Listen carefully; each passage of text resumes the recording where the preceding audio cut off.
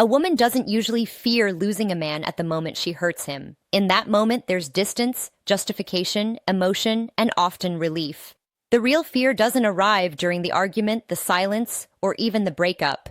It arrives later, quietly, when the noise is gone and the consequences begin to settle. That's when the mind starts replaying moments that once felt ordinary but now feel irreplaceable. Not the dramatic highs, but the calm, the consistency, the safety that didn't demand attention because it never threatened to leave. And by the time that realization forms, the damage is already done. What most people never talk about is that hurting a good man doesn't create immediate regret. It creates delayed awareness. A good man doesn't respond with chaos or revenge. He responds with distance, withdrawal, with silence. And silence is terrifying when you realize it's permanent. In the beginning, it feels like freedom later. It feels like loss, without a solution. Because unlike excitement, trust does not regenerate on demand. Once it's broken, it doesn't return simply because time has passed or apologies have been offered. This conversation isn't about blaming women or excusing men. It's about understanding emotional patterns that unfold after choices are made. A good man in this context isn't perfect. He's consistent. He's emotionally present. He invests without keeping score. He chooses stability over drama and effort over avoidance. And because of that, his value is often recognized only in his why fear comes after, not before absence. When he's present, his reliability feels normal. When he's gone, it becomes rare. The truth is, when a good man is hurt deeply enough, he doesn't chase closure. He rebuilds internally. And that's where the fear begins, because what follows is not anger. It's acceptance, not bitterness, but boundaries. And once a man reaches that point, he doesn't return as the same person. The emotional access that once existed is gone. And for the person who caused the hurt, there's no clear way back. This matters because emotional pain doesn't end when a relationship ends. It evolves. It changes form. For men, it often turns into discipline, distance, and growth. For women who cause the damage, it often turns into reflection, comparison, and quiet regret. Not always regret for the relationship itself, but for the version of themselves they were when they had something they didn't fully understand. So this video isn't about teaching anyone how to win someone back. It's about revealing the 3 fears that tend to surface after a good man is lost. Not immediately, not publicly, but privately, in moments of silence in future relationships, and in the uncomfortable realization that some connections don't come twice. What many women don't realize in the moment is that what they are walking away from isn't a man. It's a feeling, and not the exciting kind. Not butterflies or fear. Number 1, realizing emotional safety is gone intensity or emotional spikes. It's the feeling of safety. Emotional safety rarely announces itself. It doesn't demand attention. It doesn't create chaos or drama. It feels calm, predictable, and steady. And because of that, it's often misunderstood as boredom. When a good man shows up consistently, listens without defensiveness, and provides stability without controlling, it can feel uneventful compared to the emotional highs that come from uncertainty. In the moment, the absence of tension feels like a lack of chemistry, when in reality, it's the presence of trust. The fear begins later after the relationship has ended and time has passed. It starts quietly, usually not as regret, but as comparison. A new connection feels exciting at first. New energy, unpredictability, intensity, but slowly patterns emerge. Inconsistency shows up. Emotional unavailability surfaces. Words stop matching actions, and that's when the memory of safety returns. Not as nostalgia, but as contrast. The realization isn't, I miss him. It's, I don't feel as secure as I once did. That's when the fear takes shape. The fear that what was lost wasn't replaceable. A good man offers emotional shelter, not perfection, not control, not submission, but reliability.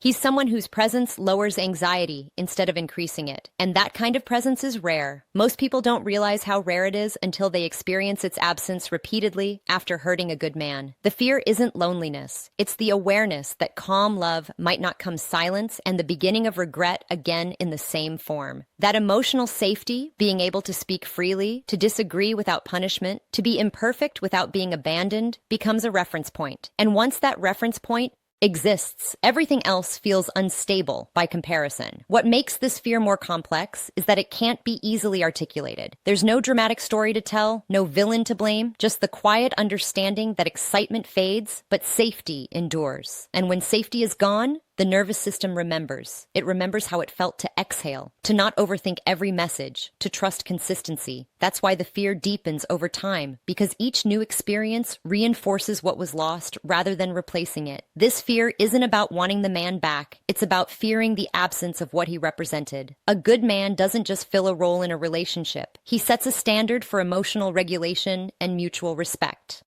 After that standard is established, chaos becomes harder to tolerate.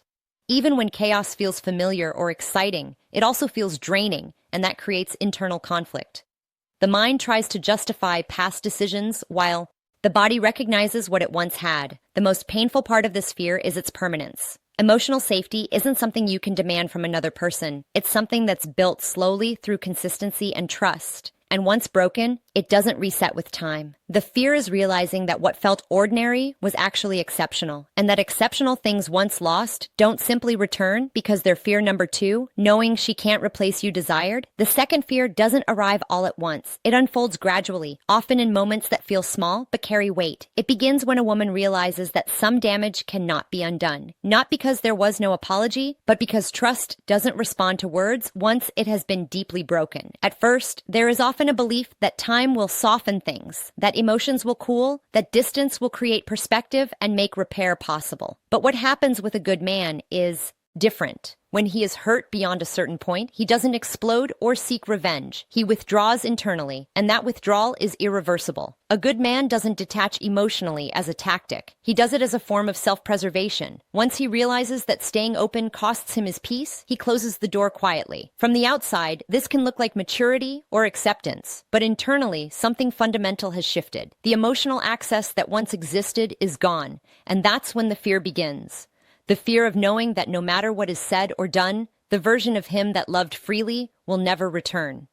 Apologies feel different when they arrive after detachment. They land on a surface that no longer absorbs them. There is politeness instead of warmth, calm instead of connection, and that calm can be more unsettling than anger. Anger suggests there's still emotional energy. Calm suggests resolution.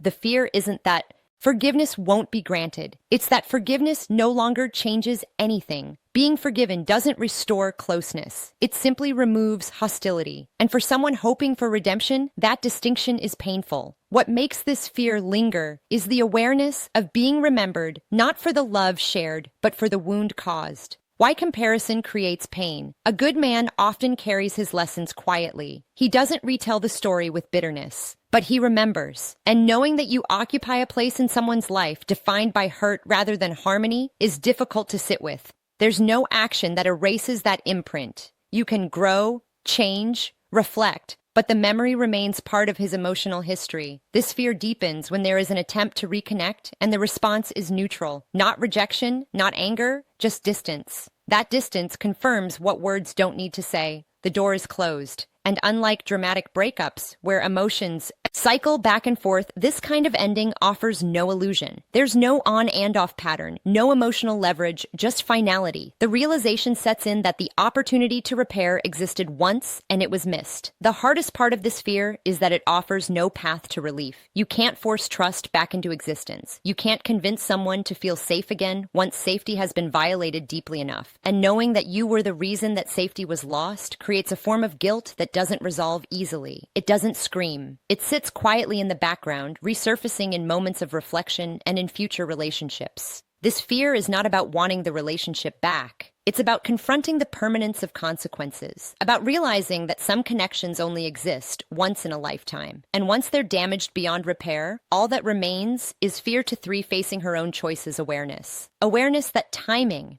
matters, that effort delayed is often effort denied, and that some lessons arrive only after the door they would have saved has already closed. The third fear is the one that lasts the longest because it doesn't come from memory or imagination. It comes from reality. It arrives the moment she sees him again, or hears about him, or realizes through silence that he has moved on in a way that no longer includes her at all. Not bitter, not broken, not chasing, just different, calmer, stronger, more self-contained. And in that moment, something becomes painfully clear. He didn't collapse after the loss. He rebuilt. What makes this fear so unsettling is that it removes the comforting narrative that hurting him ruined him. There's a strange sense of relief people sometimes feel, believing their actions left a permanent mark, that they mattered enough to derail someone's life. But seeing a good man grow after pain dismantles that illusion. His progress becomes a mirror. It reflects not what was lost, but what was outgrown. And realizing that you were not the center of his story, but a chapter he closed, is difficult to accept. A good man processes pain internally. He doesn't broadcast his healing. He channels it into structure, boundaries, and growth. Over time, he becomes more grounded, less reactive, and more selective. And that selectiveness is the source of the fear, because once he has learned to protect his peace, access to him is no longer automatic. What was once freely given self-respect changes the dynamic now requires alignment. The emotional availability that used to feel endless is now guarded. And there is no resentment in that, only clarity. The fear intensifies when there is no emotional reaction left. When conversations, if they happen at all, are polite but distant. When there's no longing in his voice, no curiosity, no lingering attachment, that neutrality signals something final, emotional. Relevance has ended. Being disliked still implies presence. Being ignored implies resolution. And that realization cuts deeper than rejection. It means he no longer measures his worth or direction through her perception. What lingers is not jealousy, but insignificance. The understanding that he became stronger without her input, approval, or presence. That the pain she caused did not define him. It refined him. And in that growth, she no longer holds a meaningful place. This is difficult because it contradicts the belief that love once shared creates permanent emotional access. In reality, access is sustained through care. Once care is violated, access is revoked. This fear doesn't disappear because it resurfaces in future relationships. When she notices herself comparing emotional safety, maturity, or consistency, his presence reappears not as longing, but as a benchmark. And knowing that she may never again hold that position in his life, that she may only ever witness his growth from a healing without explanation distance, creates a quiet, enduring ache. The most painful part of this fear is its finality. There is no dramatic ending, no confrontation, no emotional resolution, just the steady awareness that he moved forward, not because of her, but in spite of her. And in doing so, he found peace for the one who caused the hurt. That peace is both admirable and haunting, because it confirms that what was lost was not just a relationship, but the chance to grow alongside him. Some losses don't announce themselves with noise or drama. They reveal their weight slowly over time through comparison, silence, and reflection. Hurting a good man doesn't always feel significant in the moment, because good men don't punish, chase, or create chaos. They withdraw, they learn, and they move forward. And by the time the impact of that loss is fully understood, there is nothing left to negotiate with. Only acceptance. This isn't a story about blame or about who was right and who was wrong. It's about awareness, about understanding that certain kinds of love are quiet. And because they are quiet, they are easy to undervalue. Emotional safety, trust, and consistency don't demand attention. They final truth. Value is felt in absence only demand respect. And when that respect is broken, the consequences are not loud. They are permanent. For men watching this, understand this clearly. Your value is not measured by who stays when you tolerate disrespect, but by who remains when you maintain your boundaries. Becoming distant after being hurt is not weakness. It is self-preservation. Growth after pain is not revenge. It is clarity. You don't owe access to anyone who did not protect your peace. For women, the truth is just as important. Not every lesson comes with a second chance. Some people enter your life to show you what stability feels like, not to stay forever. And recognizing that too late is one of life's quiet regrets. Not because love ended, but because something rare was mishandled. The truth no one talks about is this. Good men don't leave behind scars. They leave behind standards. And once those standards are set, they don't disappear. They follow both people forward. One is growth, the other as reflection.